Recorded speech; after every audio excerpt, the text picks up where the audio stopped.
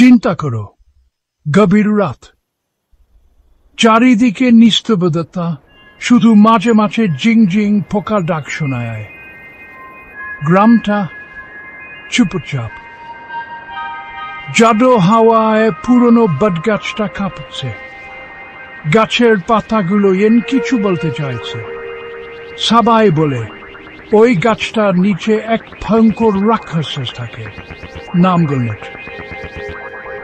তারা বলে ওদিকেও তার চোখে চোখ রাখে আর ফিরে আসে না। এই গল্প বহু বছর ধরে চলে আসছে। একদিন আয়ন নামের এক যুবক ভাবল এসব গল্প কথা। সে সাহসী ছিল, ভয় পেত না। সে রাত 3টের সময় গাছটার কাছে গেল সবাইকে ভুল প্রমাণ করতে। তার মনে ছিল দচ্ছে বিশ্বাস, এসব মিথ্যে। হঠাৎ হাওয়া থেমে গেল, চারিদিক নিস্তব্ধ। হঠাৎ সে একটা ফিসফিস শুনতে পেল, তুমি এসেছ। সবটাই তার কানে বাজল। অয়ন ঘুরে তাকাতেই দেখল একটা লম্বা কালো ছায়া, চোখ দুটো জ্বলন্ত আগুন। তার হৃদস্পন্দন বেড়ে গেল, তার শরীর জমে গেল। ছায়াটা কাছে এসে আবার ফিসফিস করল, তোমার আত্মা আমার। অয়ন পাথর হয়ে গেল।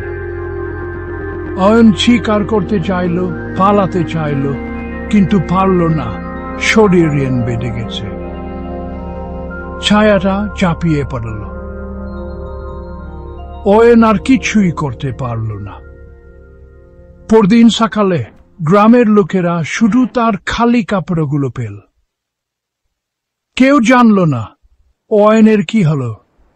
এরপর থেকে প্রতি পূর্ণিমার রাতে সেই একই ফিসফিস শোনায়, আরো একটা দরকার।